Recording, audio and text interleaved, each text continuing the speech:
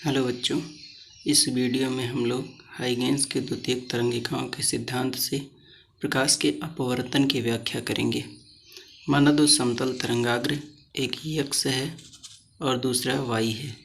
यानी दो समतल तरंगाग्र हैं आपके पास, एक x है और दोनों y हैं। दोनों चलते हैं एक ही माध्यम में, और माध्यम में चलने के पश्चात जब तक तरंगाग्र x चल करके बिंदु A पर पहुंचता है, अपवर्तक पृष्ठ पर टकराता है, तब तक y तरंगाग्र चल करके बिंदु B तक ही पहुंच पाता है।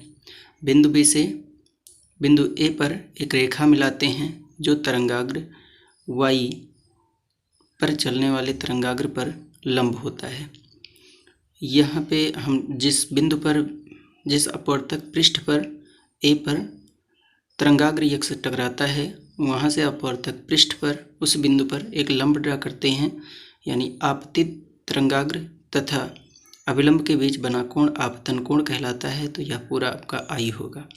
यह पूरा एंगल आपका, ये पूरा एंगल 90 माइनस I होगा, 90 माइनस I। अगर यह पूरा आपका कोण 90 माइनस I होगा तो यह अगर देखा जाए पूरा कोण 90 होगा। लेकिन अगर यहाँ तक की बात किया जाए, इतना 90 माइनस 90 पूरा एंगल होगा, तो 90 माइनस I ऊपर का है तो इतना आपका क्या बन जाएगा, I बन जाएगा। इसका मतलब आपतन कोण यह I है, तो यह भी कोण आपका क्या होगा, I होगा। इसके बाद जब तरंगाग्र A दूसरे माध्यम में प्रवेश करता है, यह आपका मीडियम फर्स्ट है, यह आपका मीडियम सेकंड है।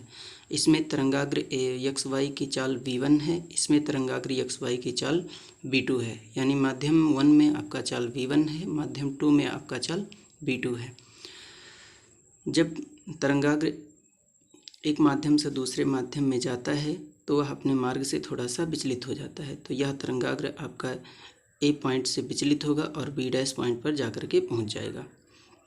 जितने समय में B तरंगाग्र चल करके A डैश पर पहुंचता है, उतने समय में तरंगाग्र x A पॉइंट से चल करके B डैश पॉइंट पर पहुंच जाता है। यहाँ पर अगर हम तरंगाग्र B की बात करें तो अपवर्तक पृष्ठ A डैश पर यहाँ से जब तरंगाग्र माध्यम 2 में प्रवेश करता है तो यह आपका अपवर्तित किरण है और यह आपका अभिलंब है। अभिलंब तथा अपवर्तित किरण के बीच का कोण आपका अपवर्तन कोण होता है। यह पूरा एंगल, ये पूरा एंगल आपका 90 होगा। यानी इतना एंगल आपका 90 माइनस R होगा।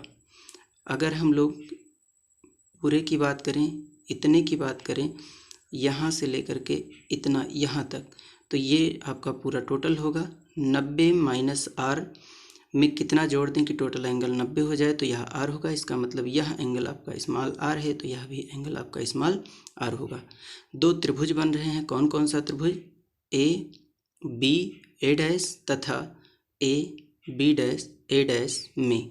तो कोण A B A डैश बराबर कोण A B dash A dash, दोनों क्या हैं? समकोण है। इसका मतलब कोण A B dash A dash यह आपका 90 अंश है। दूसरे में A B A डैश, दोनों आपके कोण बराबर होंगे क्योंकि समकोण है। साइन I लगा देते हैं, यह एंगल आपका I है। साइन थीटा बराबर लंब बटे कर्ण है, तो लंब आपका B A डैश है और बटे आपका कर्ण A A डैश। यानी साइन थीटा बराबर लंब बटे कर्ण, साइन I बराबर B A dash upon A A dash. ये इक्वेशन फर्स्ट मान लीजिए।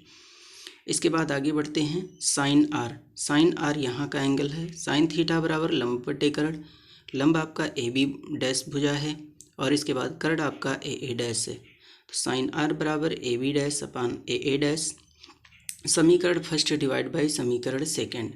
यहाँ से साइन I बराबर आपको मिल जाएगा साइन I बटे साइन R बराबर B A dash upon A A dash बटे A B dash upon A A dash बराबर ए ए डैश से ए ए डैश कैंसिल हो जाएगा।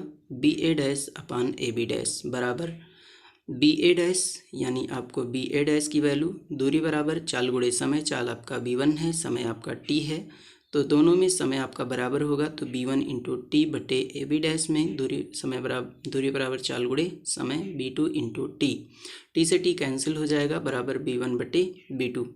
b1 बटे b2 बराबर होता है आपके यन के अपवर्तनांक के। तो साइन I बटे साइन R बराबर b1 बटे b2 बराबर कांस्टेंट के। इसके द्वारा हम प्रकाश के अपवर्तन की व्याख्या कर चुके।